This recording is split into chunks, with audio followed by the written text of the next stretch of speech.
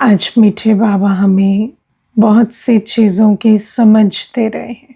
सबसे पहले तो आज बाबा हमें ये समझा रहे हैं कि हम बच्चों को इस खेल का ज्ञान है, तो इस खेल के, इस ड्रामा के ज्ञान के आधार से बाबा हमें कहते कि तुम्हें मेरा भी शुक्रिया करने की आवश्यकता नहीं। मैं बाप, टीचर, सतगुरु हूँ, मेरे शुक्रिया की आवश्यकता नहीं। आपने कभी बाप, टीचर, सतगुरु को लौकिक में शुक्रिया कहा है?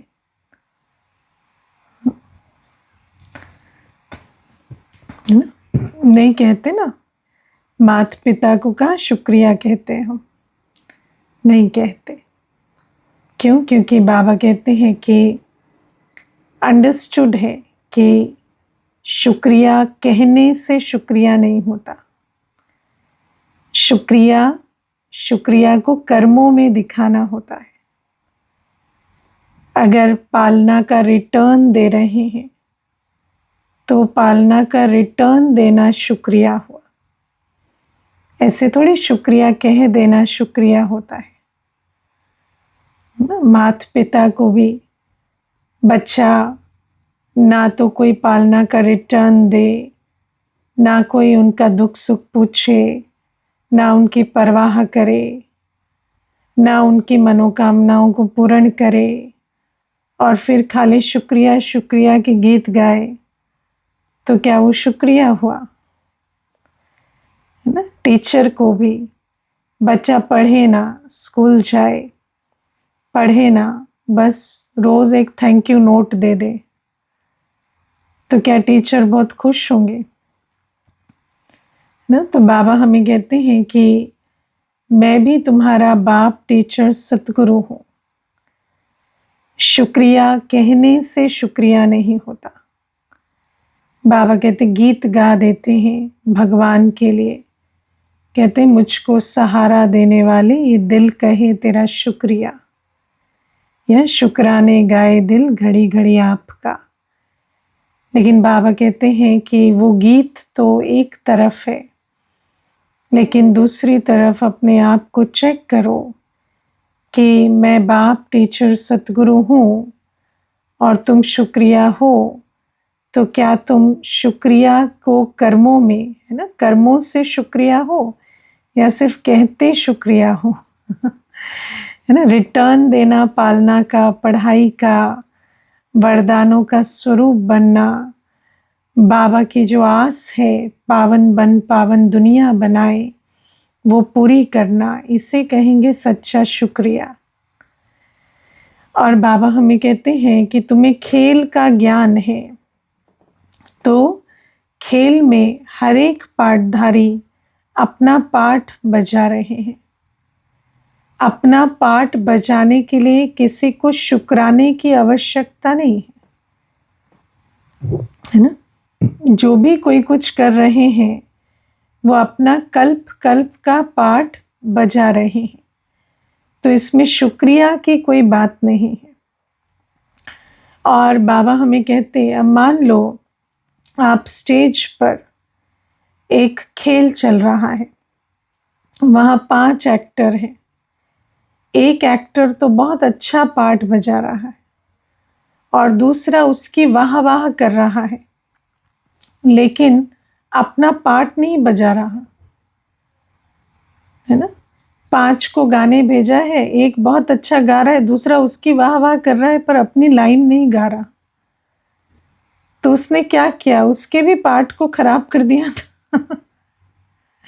अब देखा जाए तो कितना अच्छा, वो शुक्रिया कर रहा है ना उसको। लेकिन बाबा कहते हैं कि जब एक खेल चलता है तो सामने वाला तो अपना पाठ बहुत अच्छा बजा रहा है, पर तुम भी तो अपने पाठ को समझकर बजाओ, तब तो खेल अच्छा चलेगा और फिर उस खेल की वाह वाह होगी। तो बाबा इसीलिए कहते हैं कि शुक्रिया माना एक तो बाप, टीचर, गुरु, सतगुरु के संबंध से बाबा को रिटर्न देना पालना का, पढ़ाई का, वो शुक्रिया है। दूसरा, बाबा अपना पार्ट इतना अच्छा बजा रहे हैं। बाबा का पार्ट क्या है? क्रिएटर का, डायरेक्टर का, प्रिंसिपल एक्टर का। तो बाबा डायरेक्शन देने का भी पार्ट 100% बजा रहे हैं, सर्वश्रेष्ठ डायरेक्शन दे रहे हैं। बाबा सबसे अच्छा पार्ट है ना, एक्टर का भी बजा रहे हैं। इतना सुंदर रोज आकर बाप टीचर का रोल निभा रहे हैं। अब बाबा कहते तुम भी तो अपना पार्ट बजाओ ना खेल में।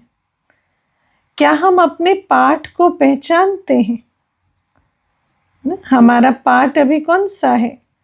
अभी सीन ड्रामा की है, संगम युग की। हम कलयुग में तो नहीं फंसे हुए। हम संगम युग को पहचान कर अपना पार्ट, संगम युगी ब्राह्मण का एक्यूरेट पार्ट बजा रहे हैं। तो बाबा हमें कहते कि जब बच्चे ज्ञान, याद, धारणा, सेवा चारों सब्जेक्ट में अच्छी धारणा युक्त जीवन बनाकर चलते हैं तो वही शुक्रिया है। क्योंकि बाबा जिस पार्ट को बजाने आए हैं उस पार्ट को बाबा तो बहुत अच्छा बजा रहे, पर हम जो साथ में को एक्टर हैं, हम भी अगर अच्छा पार्ट बजाएं तो ड्रामा में फिर वाह वाह होगी ना। तो ये भी बाबा हमें कहते बाबा का शुक्रिया करने के ये स्वरूप है। एक तो बाबा की पालना का, पढ़ाई का रिटर्न दे, है ना। बाबा जो श्रीमत देते हैं उस पर चले, बाबा जो पढ़ा रहे हैं उसका स्वरूप बने। और दूसरा, बाबा जैसे बीड़ा उठा रहे हैं, जिम्मेवारी उठा रहे हैं हमारे लिए नई विश्व बनाने की, तो हम भी पावन दुनिया बनाने का अपना पार्ट बजाएं तो वो भी शुक्रिया का स्वरूप होगा।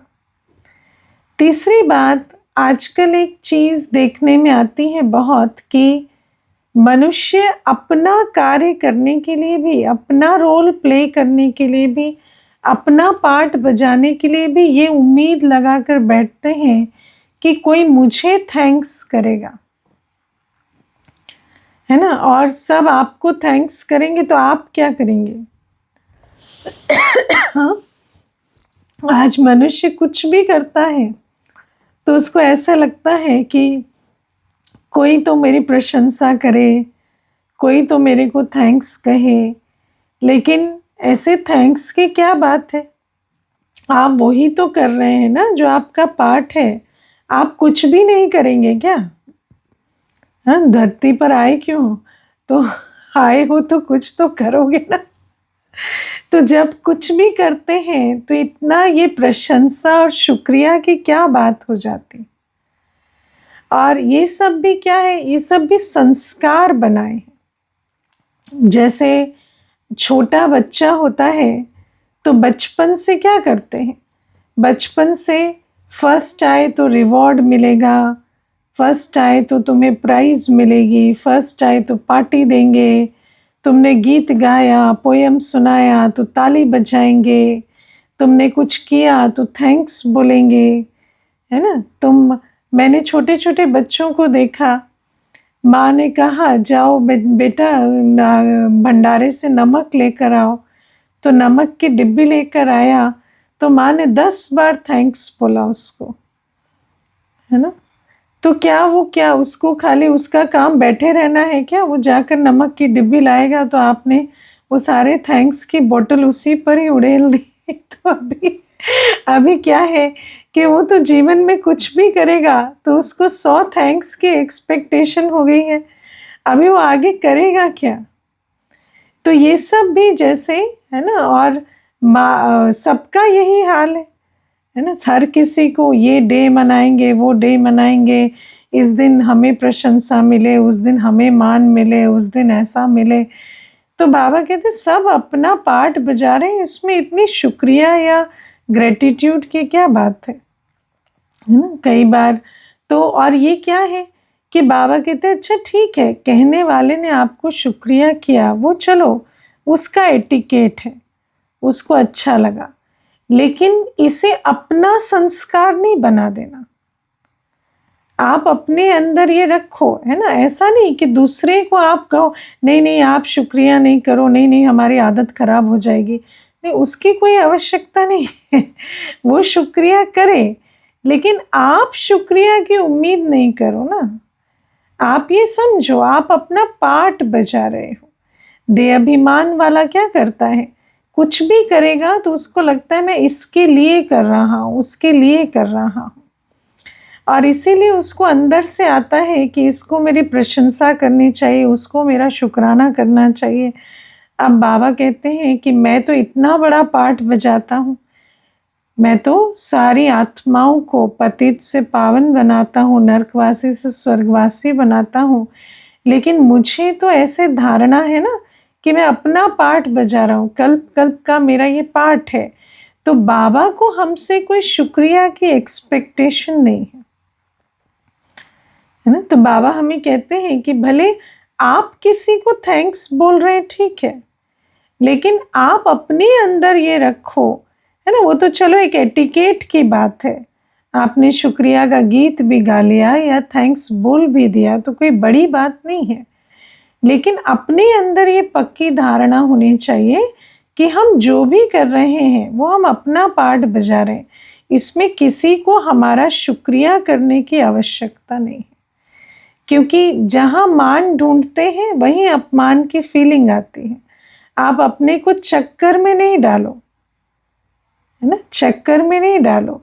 कई बार व्यक्ति कहता है कि हमने इतना किया लेकिन यहाँ किसी को हमारी कदर नहीं है, तो हम उनको पूछते हैं आप बताओ क्या करोगे, अगर कदर नहीं है तो नहीं है, तो इस कदर नहीं होने से अभी आपको करना क्या है, करना छोड़ देंगे। आप उनके लिए कर रहे हो या अपनी समझ से कर रहे हो। किसी को आपकी चीज की कदर हो या ना हो उससे आपका क्या जाता है। कोई आपकी प्रशंसा करे या उसको एक्नॉलेज करे या ना करे, उससे आपका क्या जाता है। आप तो अपना फर्ज निभा रहे हो ना, उसमें इतना थकने की या मुंझने की बात क्यों है अगर किसी ने कदर नहीं की। आपने भोजन बनाया, सामने वाले ने खाया नहीं खाया या निंदा की या प्रशंसा की, उसमें आपका क्या जाता है। तो बाबा हमें कहते हैं कि तुम जो भी करते हो वो सोच समझकर श्रीमत पर करो, इन चक्करों में नहीं पड़ो। बाबा कहते मैं अपना पार्ट बजाता हूँ, किसी ने ग्लानि की, निंदा की, शुक्रिया किया, उसमें मेरा कुछ नहीं जाता। ऐसा थोड़ी है कि जो थैंक्स बोलते हैं बाबा उनके पिछाड़ी पड़ेंगे कि हाँ ये बच्चा बहुत अच्छा है, ऐसा नहीं है, है ना। तो बाबा तो ये मैं आपको निजी अनुभव से सुनाती हूँ। हम भी जैसे यहाँ सेवा में रहते हैं तो हमारा काम क्या है, निमित्त बन सबका जीवन सफल कराना। तो कई ऐसे होते हैं बहुत थैंक यू के पुल बांधेंगे लेकिन अपनी जिम्मेवारी कभी नहीं संभालेंगे, है ना। बहुत थैंक्स करेंगे आपका लेकिन अपना जो पार्ट है वो नहीं बजाएंगे, है ना। किसी का पार्ट है निमित्त बन पालना देना, तो आपका पार्ट क्या है, आपका भी तो पार्ट है ना उस कार्य में, उस सेवा में सहयोगी बनना, अपनी जिम्मेवारी उठाना। लेकिन वो जिम्मेवारी नहीं उठाएंगे, बस थैंक यू करते रहेंगे, बहुत बड़े बड़े कार्ड और लेटर बनाकर लाएंगे, लेकिन जो कार्य आपको करना चाहिए वो नहीं करेंगे। तो बाबा भी हमें कहते हैं कि शुक्रिया माना ईश्वरीय कार्य में सहयोगी बनना, शुक्रिया माना बाबा की शिक्षाओं पर चलना, शुक्रिया माना बाबा अपना पार्ट बजा रहे हैं तो आप भी अपना पार्ट बजाएं, और शुक्रिया के चक्कर में पड़ के मूंझना नहीं, है ना। और सबसे बड़ी बात क्या है कि संगम युग में बाबा जब हमें पतित से पावन बनाते हैं तो मेजॉरिटी दुनिया में सब शुक्रिया करते हैं या ग्लानि करते हैं, है ना। ग्लानि नहीं करते, शुक्रिया नहीं करते, ग्लानि करते, क्योंकि मनुष्य को अपना हित अहित गुण अवगुण का अंतर नहीं पता। तो इसीलिए बाबा कहते, मुझे याद है एक बार एक कन्या आई तो मुझे कहती कि मेरे माता पिता मुझे फोर्स करते हैं ज्ञान सुनने के लिए, तो मुझे बहुत गुस्सा आता है और मुझे अच्छा नहीं लगता, है ना। तो फिर मैंने कहा कि ठीक है, तो और किस किस चीज़ में आपको अच्छा नहीं लगता? तो कहती मुझे स्कूल जाना भी अच्छा नहीं लगता, मुझे पढ़ना भी अच्छा नहीं लगता, मुझे फ्रूट्स खाना अच्छा नहीं लगता, है ना। तो अब आप विचार करो कि सारी अच्छी चीज़ें उसको अच्छी नहीं लगती, लेकिन माता पिता जो है उनका तो फ़र्ज़ है ना कि जो अच्छा है वो बताएंगे, या उनकी अथॉरिटी है तो उसमें थोड़ा फोर्स भी यूज़ करेंगे कि भाई तुम्हें अगर सेंटर जाओगे तो तुम्हें ये परमिशन मिलेगी, वो परमिशन मिलेगी या नहीं मिलेगी। तो अब आप देखो, पहले तो वो कन्या इतना कंप्लेन करती, लेकिन आज जब 10 वर्ष बीत चुके हैं तो आज वो अपने माता पिता का बहुत थैंक्स करती है ना। तो इसीलिए कहते हैं ना, थैंक मी लेटर। तो वो जो, क्योंकि आपको अगर पहचान नहीं होती तो आप कई बार उस चीज़ की ग्लानि करते हैं जो वास्तव में आपके लिए बहुत अच्छी है, लेकिन इसका मतलब ये नहीं है कि कोई हमारी ग्लानि करे तो हम श्रेष्ठ कर्म छोड़ दें, या कोई हमारी प्रशंसा करे तो हम कोई उल्टे कर्म में उसके साथी बन जाएं। तो बाबा हमें इस शुक्रिया के चक्कर से निकालते हैं। बाबा कहते हैं हाँ, शुक्रिया होना चाहिए, बाबा का भी होना चाहिए, हर उस आत्मा का होना चाहिए जो हमारी उन्नति का साधन बन रही है, लेकिन शुक्रिया का एक्सप्रेशन शुक्रिया कह के नहीं होता, स्नेही सहयोगी बनकर होता है। जब स्नेही सहयोगी बने, जब जिस कार्य के लिए वो हमें प्रेरणा दे रहे हैं वो करें, तब उसको कहेंगे असली शुक्रिया। फिर प्यारे बाबा आज हमें कहते हैं रिगार्ड, है ना। बाबा कहते हैं कि कई बार रिगार्ड जो होता है, स्कूल में बच्चे जाते हैं तो रिगार्ड माना क्या कि हर बच्चा जो है वो क्लास में खड़ा हो जाए, जैसे ही टीचर को देखे तो खड़ा हो जाए, तो ये उसका रिगार्ड है ना, टीचर के सामने बैठा ना रहे। तो बाबा कहते हैं और यहाँ रिगार्ड क्या है? यहाँ रिगार्ड है कि बाबा सामने बैठे हैं तो हम आत्म अभिमानी होकर बैठे, है ना। हमें खड़े होने की शरीर से आवश्यकता नहीं है, यहाँ पर कुछ भी शारीरिक नहीं है। तो बाबा के सामने बैठे, जैसे टीचर सामने बैठे हो और मुख से आवाज करते रहें, बातें करते रहें क्लास में, तो वो उसका रिगार्ड नहीं होता ना। लेकिन यहाँ तो मुख के मौन की बात नहीं है, यहाँ तो मन का भी मौन चाहिए। तो बाबा कहते हैं जब बाबा के सम्मुख बैठे हैं तो हम आत्मा एक भी व्यर्थ संकल्प ना लें, हम बैठकर स्वचिंतन परमात्म चिंतन करें, ये रिगार्ड है ना। ऐसे नहीं हम क्लास में बैठे हैं, हम बाबा के घर में बैठे हैं, है ना, या ऑनलाइन भी आप संगठन में बैठे हैं और आप कुछ भी कर रहे हैं, ये रिगार्ड नहीं है। जब हम बाबा के सम्मुख बैठे हैं तो हम आत्म अभिमानी होकर बाबा की याद में बैठे, श्रेष्ठ संकल्पों में बैठे, वायुमंडल बनाए, ये रिगार्ड है। तो हर जगह रिगार्ड अलग अलग होता है ना। बाबा हमें कहते हैं कि रिगार्ड को भी समझना पड़ता है। मुरली सुनते समय, क्लास में बैठते समय, ये रिगार्ड है। फिर बाबा कहते हैं कि जब सेवा हो रही है तो रिगार्ड क्या है कि सेवा में हम स्नेही सहयोगी बने, ये रिगार्ड है। जब राय मांगी जा रही है तो राय देना रिगार्ड है। जब फैसला हो गया है तो उस समय पर फैसले को स्वीकार करना रिगार्ड है ना। बाबा के सामने सच बोलना रिगार्ड है ना। बाबा कुछ पूछ रहे हैं तो जो बात जैसी है उसको सच सच बाबा के सामने रखना, ये भी रिगार्ड है ना। अगर बाबा के सामने, सत्यता के सागर के सामने झूठ बोलते हैं तो ये बहुत बड़ा डिसरिगार्ड है आंखों से उतर जाते हैं ऐसे बच्चे। तो बाबा हमें ये बातें समझाते हैं कि रिगार्ड माना कोई ये नहीं है कि आप सामने खड़े रहो या झुक कर रहो या पाँव पड़ो, है ना। बाबा कहते मेरे तो ना पाँव है ना कुछ है जो तुम पाँव पड़ो या फूल चढ़ाओ, या उस प्रकार का रिगार्ड नहीं रखना है। तुम्हें तो हर संबंध में, हर स्वरूप से दिन के अलग अलग प्रहर में अलग अलग कर्म करते अलग अलग रिगार्ड का स्वरूप बनकर रहना है। तो ये भी बाबा हमें समझ देते। फिर प्यारे बाबा आज हमें कहते हैं कि दुनिया में तो पनिशमेंट का डर रहता है।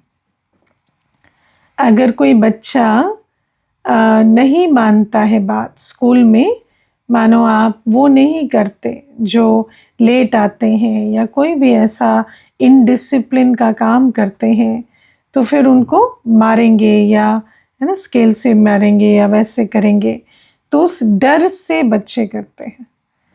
लेकिन बाबा कहते भक्ति में भी डराते हैं, है ना, डराते हैं ना कि नरक मिलेगा, ये मिलेगा, वो मिलेगा, सजाएं मिलेंगी।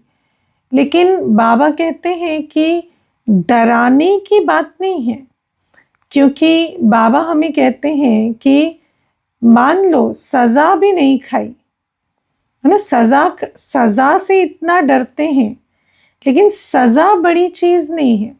सबसे बड़ी चीज क्या है? पद गंवा देना,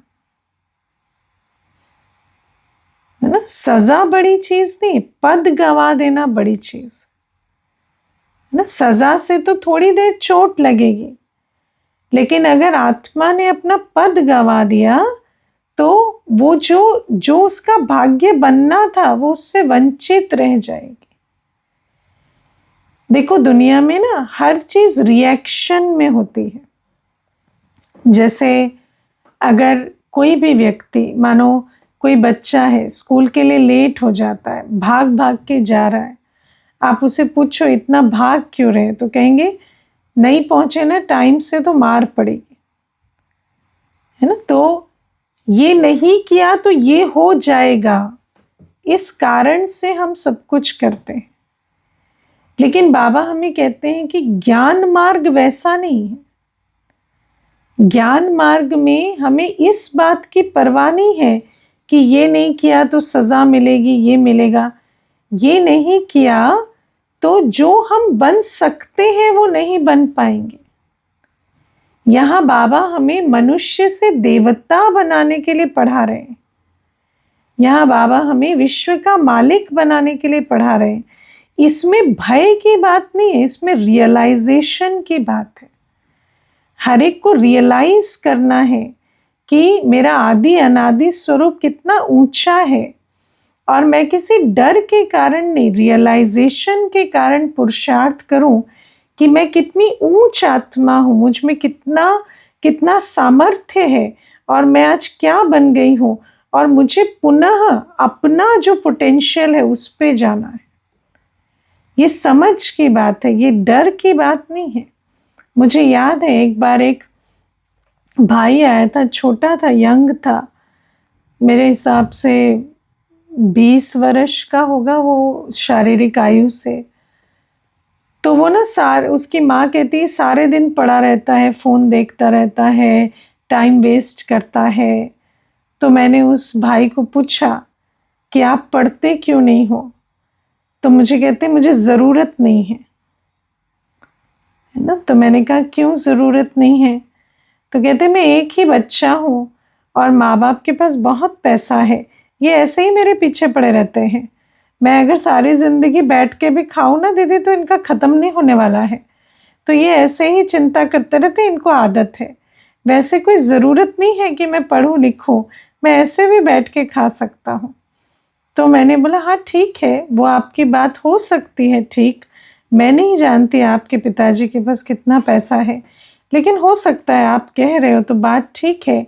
लेकिन क्या हम पढ़ते लिखते सिर्फ इसलिए हैं कि हमें कमाना है, या इसलिए पढ़ते लिखते हैं क्योंकि हम पढ़ लिख सकते हैं, हम कुछ करने लायक हैं, हमें प्रकृति ने इतना लायक बनाया है, जो भी हम ड्रामा अनुसार हमारे अंदर योग्यता है, क्षमताएं हैं, शक्तियां हैं, गुण हैं, तो क्या हमारा फर्ज नहीं है अपने स्वरूप में स्थित होना? है ना? तो ऑब्वियसली इतनी ऊंची बात तो उसकी बुद्धि में नहीं बैठेगी।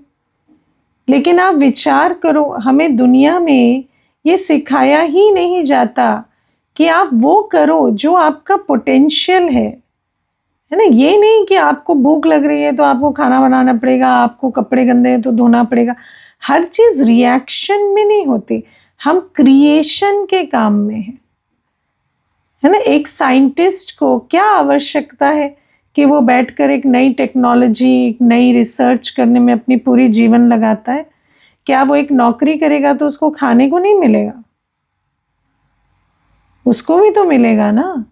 लेकिन उसको अपने जीवन का कितना महत्व होगा, आप विचार करो कि वो सोचता है कि मुझे अगर इतनी बुद्धि है कि मैं एक इन्वेंशन कर कर अनेकों को सुख दे सकता हूं तो मैं क्यों ना दूं।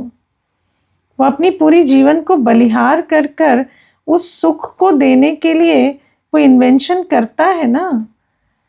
तो बाबा हमें कहते हैं हम दैवी कुल की आत्मा है, हमें डराना थोड़ी पड़ेगा। हम एक साइंटिस्ट को, कलयुगी साइंटिस्ट को भी समझ में आ रहा है, तो क्या दैवी कुल की आत्मा को नहीं समझ में आ रहा है कि इतने जो गरीब, दुखी, है ना, परेशान, जो चित्कार पुकार करने वाली जो आत्माएं हैं, उनका कल्याण मुझे करना है, इस विश्व को दुख और शांति से मुझे छुड़ाना है। तो बाबा कहते क्या इतनी प्रेरणा काफी नहीं है? और डर से ही प्रेरणा मिलती है क्या? तो बाबा हमें कहते हैं मैं तुम्हें डराता नहीं हूं, मैं तुम्हें रियलाइज कराता हूं कि इस विश्व को तुम्हारी कितनी आवश्यकता है ना? आप आज चारों तरफ देखो, अज्ञान अंधियारा कितना है। मनुष्य आत्मा कैसे अपने कर्मों से अपनी दुर्गति और अन्यों का नुकसान करती है। सिर्फ क्यों? क्योंकि उसको समझ नहीं है कि मैं एक आत्मा हूं, मेरा धर्म है अपनी उन्नति करना और अन्य को भी सुख देना। अगर वो इतना रियलाइज कर ले, और उसको रियलाइज कराएगा कौन? बाबा कहते तुम बच्चे मनसा वाचा कर्मणा जब अपने गुण स्वरूप, शक्ति स्वरूप में स्थित होगे तो रियलाइजेशन होगी ना। तो बाबा कहते मैं तुम्हें एहसास कराता हूं कि तुम्हारा रोल कितना ऊंचा है, तुम हीरो एक्टर हो, मैं तुम्हें कोई डराता नहीं हूं। और वैसे भी अगर आप डर की बात देखें तो डर एक विकार है ना? काम, क्रोध, लोभ, मोह, अहंकार, भय, आलस्य, भय, आलस्य, ईर्ष्या, द्वेष, घृणा, है ना? ये 10 विकार गिने जाते। तो ईर्ष्या, द्वेष, भय, आलस्य और घृणा, है ना? तो ये 5 दूसरे विकार हैं। तो भय भी क्या है? विकार है। अब आप एक विकार से दूसरे विकार पर जीत पाने की कोशिश कर रहे हो, वो हो नहीं सकता। आग आग को नहीं बुझाती, पानी बुझाता है, ये नियम है। तो कई बार क्या होता है कि आप समाज में जो क्रोध है या कामअग्नि है या जो भी कुछ है, या एक व्यक्ति वायलेंस कर रहा है तो उसको आप डराना चाहते हो कि वो वायलेंस ना करे, तो आप उसके अंदर दूसरा विकार पैदा करना चाहते हो। लेकिन एक विकार से दूसरे विकार पर जीत नहीं पा सकते। एक विकार से दूसरे विकार को थोड़ी देर के लिए दबाया जा सकता है ना? जैसे मान लो अगर व्यक्ति के अंदर बहुत आसक्ति है, तो अगर वो आसक्ति को आपको दबाना है तो आप कुछ देर अपने आप को डिस्ट्रैक्ट कर लो, है ना? कुछ देखो, कुछ इंद्रिय, और एक इंद्री को दबाने के लिए आपने दूसरी इंद्री के सुख में अपने आप को एंगेज कर लिया। लेकिन इसका मतलब ये नहीं है कि आपकी वो इंद्री शांत हो जाएगी, वो कुछ देर के लिए दब जाएगी पर फिर वापस आएगी,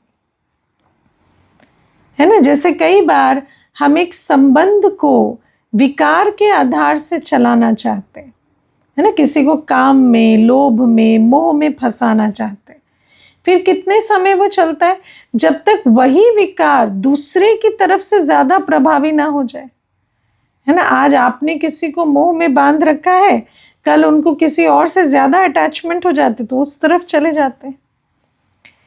तो विकारों से विकारों पर विजय नहीं पा सकते। भय का भी ऐसा ही है। आप देखो, व्यक्ति को जब डर लगता है तो कुछ समय तक सोचेगा, अच्छा मैं ये करूंगा ना तो जेल चला जाऊंगा, सजा हो जाएगी। लेकिन अगर हर व्यक्ति उस सजा से डरता तो आज जेलें भरी क्यों पड़ी होती? तो जब कुछ समय तो वो डरता है, लेकिन जब उसका काम या क्रोध सर चढ़ के नाचता है तो उस समय वो भूल जाता है कि वो जेल जाएगा। वो उस समय फिर कुछ भी, वो काम क्रोध इतना हावी होता है कि उसका डर उसको रोक नहीं पाता। तो इसीलिए बाबा हमें कहते हैं कि मैं कोई तुम्हें किसी विकार से मोटिवेट नहीं करता। मैं तो कोई तुम्हें डरा कर नहीं कहता कि तुम ये करो, नहीं तो ये हो जाएगा, वो हो जाएगा। नहीं, बाबा कहते मैं तो तुम्हें ये रियलाइज कराता हूँ कि तुम दैवी कुल की आत्मा हो, तुम्हारा स्वधर्म है शांति, तुम विश्व कल्याणकारी हो, तुम्हारा निजी संस्कार विश्व कल्याणकारी है।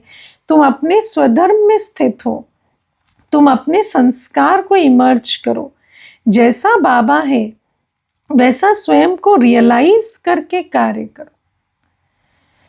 तो बाबा कहते दुनिया में डर चलता है, दुनिया में रिगार्ड और, है ना, ये नहीं समझ पाते कि रिगार्ड क्या, डिसरिगार्ड क्या। दुनिया में शुक्रिया की बात चलती है, दुनिया में डर चलता है। लेकिन मैं तुम्हें सच्ची शुक्रिया, सच्चा रिगार्ड, है ना, सच्चा जो मोटिवेशन है वो देता हूँ।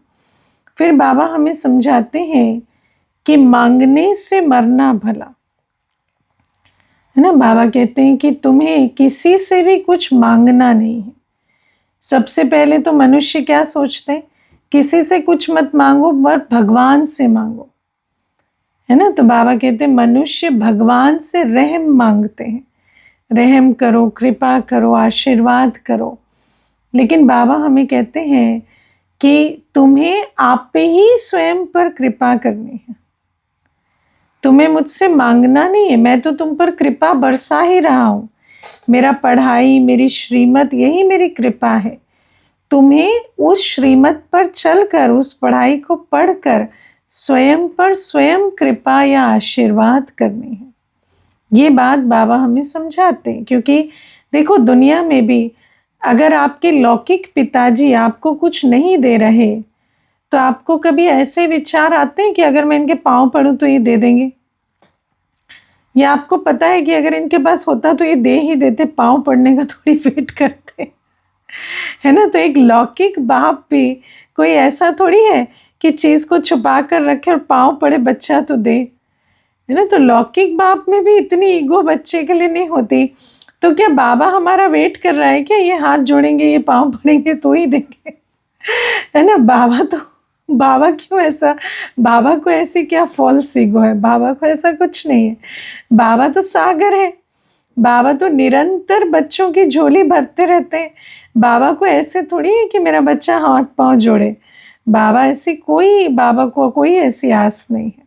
बाबा कहते मैं तो तुम पर सर्व खजाने लुटा रहा हूँ। तुम पढ़ो, तुम याद करो, तुम सेवा करो, तुम धारणा करो, तो तुम्हें सब कुछ मिलेगा। तुम्हें विश्व का मालिक बनाने के लिए ही मैं आया हूँ। और फिर प्यारे बाबा हमें कहते कि मांगने से मरना भला। अब ये जो बात है, वैसे तो हमने ये बात बहुत बार सुनी है, लेकिन बाबा इसका जो अर्थ समझाते हैं वो ये है कि बाबा ने हमें जीते जी मरने को कहा है ना। बाबा कहते जीते जी मर जाओ। जीते जी मर जाओ माना अपने को आत्मा समझो और मुझे याद करो, है ना। बाकी बुद्धि में जो देह और देह की दुनिया चलती है उससे मर जाओ। जैसे कोई मर जाता है तो मरने के बाद क्या होता है, उसको कोई पुरानी दुनिया से उसका कोई नाता नहीं रहता, पुरानी देह से कोई नाता नहीं रहता, पुराने मित्र संबंधियों से कोई नाता नहीं रहता। ऐसे बाबा कहते हैं अभी तुम देह सहित देह के सब धर्मों संबंधों को भूल अपने को आत्मा समझ मुझे याद करो, तो मांगने की आवश्यकता तुम्हें रहेगी नहीं, क्योंकि याद करते ही तुम्हारी झोली भरेगी। तो इसीलिए बाबा कहते मांगने से मरना भला। जो जीते जी मर जाएंगे उनको मांगने की आवश्यकता नहीं पड़ेगी। और फिर प्यारे बाबा कहते सेवा में भी तुम्हें किसी को कहने की, मांगने की आवश्यकता नहीं है, ये करो वो करो। आप विचार करो, ईश्वरीय कार्य में अपना तन मन धन कौन लगाएंगे? जो देवी कुल की आत्मा है। देवी कुल की आत्मा माना देवता, दाता, उनकी क्वालिटी ही देने की है। अगर कोई बाबा के ज्ञान से समझ नहीं पा रहा कि उसको बाबा के कार्य में बलिहार जाना है, तो इसका मतलब वो देवी कुल की आत्मा नहीं है। अगर वो देवी कुल की आत्मा होती तो वो इशारे में समझ जाएगी कि मुझे संगम युग में बलिहार होकर 21 जन्म का राज्य भाग्य पाना है। तो बाबा कहते हैं अगर किसी को बोलना पड़ रहा है ना, बाबा ने हमें बताया है जो इशारे से समझे वही देवता, जो कहने से समझे वो मनुष्य है। अगर कहना पड़ रहा है तो इसका मतलब वो देवी कुल की आत्मा नहीं है। तो बाबा कहते हैं जिन्होंने बीज बोया है, जिन्होंने भाग्य बनाया है, वो नेचुरल है, उनके अंदर संस्कार है दातापन के। जैसे ही तुम सेवा करेंगे और वो समझ जाएंगे सेवा क्या है, बाप का परिचय देना, आत्मा का परिचय देना। जैसे ही वो रियलाइज करेंगे मैं कौन हूँ, मैं किसका हूँ और मुझे भाग्य बनाना है, तो ऑटोमेटिक अपना तन मन धन बलिहार करना शुरू कर देंगे। और ये हमने देखा है कि जो वास्तव में दैवी कुल की आत्मा होती है वो पहले दिन से सेवा करते हैं।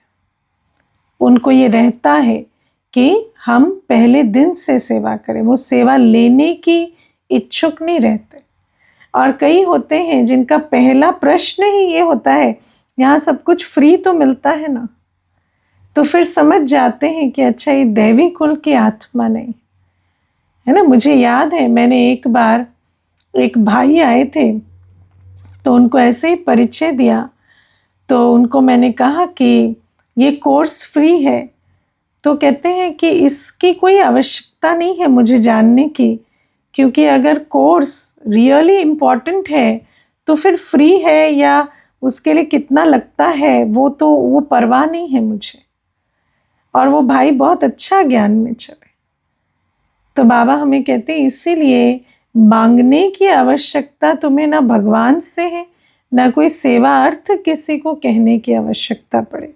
अच्छा, ओम शांति।